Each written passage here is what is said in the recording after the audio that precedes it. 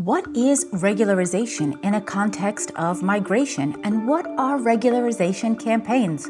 Well, that's what we're getting into today. Regularization explained. What it is, how it works, and global examples. Hi, my name is Melissa Siegel. I'm a professor of migration studies, and this is a channel about all things migration. So let's get into it.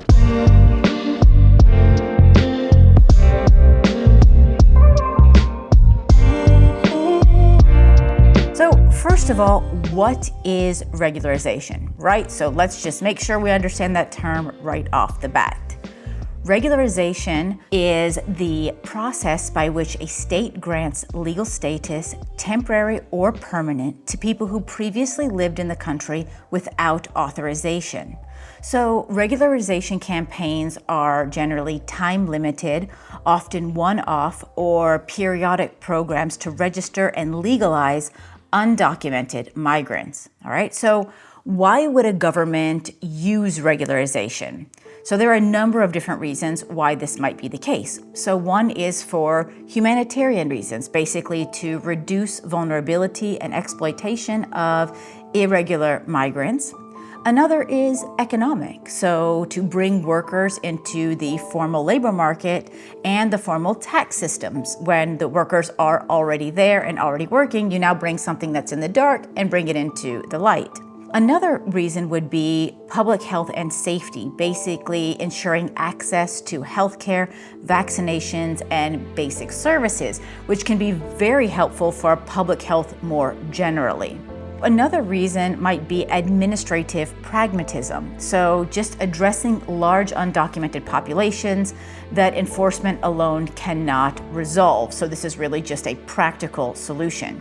And finally, another reason for this is just a political compromise, so responding to pressure from civil society or unions or employers.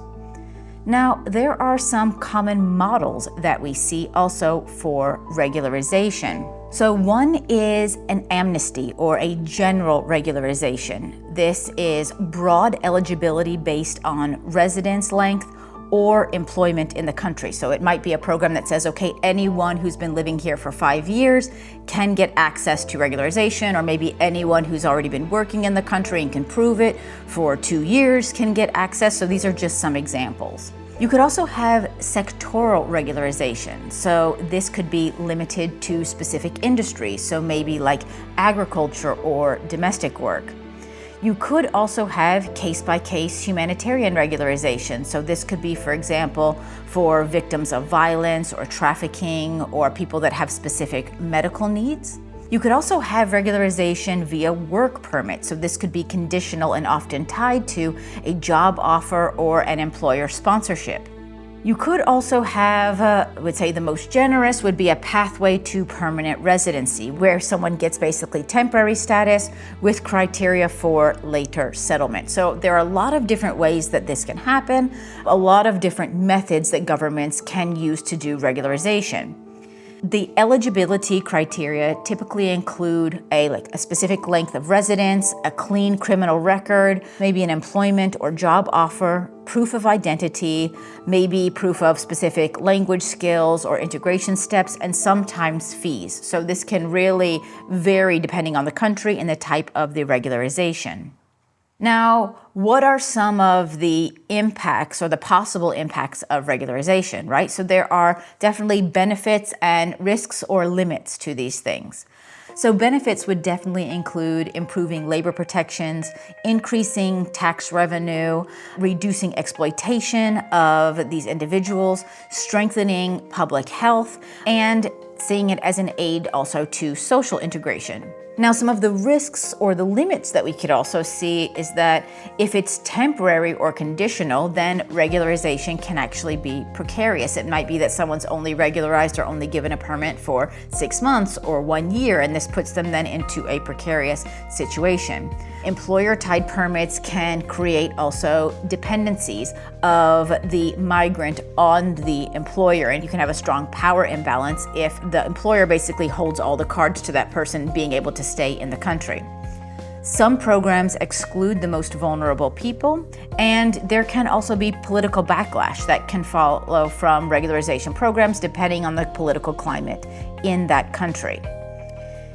So we definitely have plenty of global examples of regularization and regularization campaigns. We have a number of them in Southern Europe. So for example, Italy has had periodic campaigns over time. A particularly notable one was in 2009. It has used sectoral regularizations for domestic workers and seasonal agricultural laborers. And these campaigns respond to specifically labor shortages and pressure from employers, while then, formalizing kind of precarious work. Portugal in the early 2000s and ongoing to some extent has introduced favorable residency routes, including for long-term residents and family reunification, leading to measurable increases in legal status for migrants from former colonies and Eastern Europe.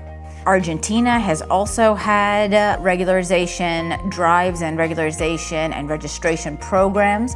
It's enacted measures to register and legalize migrants, including mass registration campaigns that improved access to identity documents and social services for immigrants from neighboring countries. If we look at North America, both the US and Canada have had targeted regularization programs at different time periods. So while Canada and the US have not had a broad kind of one-off amnesty in recent decades, both have implemented targeted regularization-like measures. So Canada's varied provincial programs and humanitarian pathways are one example of this. The US actually uses the Deferred Action Program, or DACA for short, and the occasional temporary work regularization that is kind of highlighting partial and provisional approaches. So this DACA program was brought in under the Obama administration, and the idea of this program was to regularize children who had been brought into the United States by their parents who were undocumented and irregular. So the idea then was that these children shouldn't be punished for a decision someone else made, particularly when they had been brought in as young children and then grown up in the US. So there was a regularization campaign specifically for these children who had been brought into the US by their parents. And that is something that is still ongoing and very much up for debate. But it is one of these programs that is precarious because it always has a limited time duration. So a number of other countries have also had regularization programs at different times, but you don't see a lot of, one-off big amnesties. They're usually sector-specific or time-specific for a specific group. So there are definitely some implementation lessons that we can learn from these things. So designing inclusive eligibility and clear low-cost procedures is important. Combining regularization and labor inspection, social services, and integration support. And plan monitoring and evaluation to measure outcomes on employment, health, and revenue. And really make sure to engage civil society, unions, and employers to improve the uptake and also reduce fraud in these programs. So what we really see is that regularization is a pragmatic tool with real benefits and real trade-offs. Policymakers should design programs that protect and promote integration and minimize precarity with pathways that prioritize dignity and safety. So this is again just one of the tools in the toolbox of policymakers that they can use to bring, things that are happening kind of underground or in the informal sector to light, particularly when they're benefiting the country and the economy. So I hope you found this useful. If you actually know of other regularization campaigns, or maybe you yourself have been regularized through one of these, please do drop us a comment. Otherwise, make sure to like the video, subscribe to this channel if you haven't done so already, and hit that notification bell so you don't miss any of the videos I upload on a regular basis on this channel. And I do hope to see you next time. Bye-bye.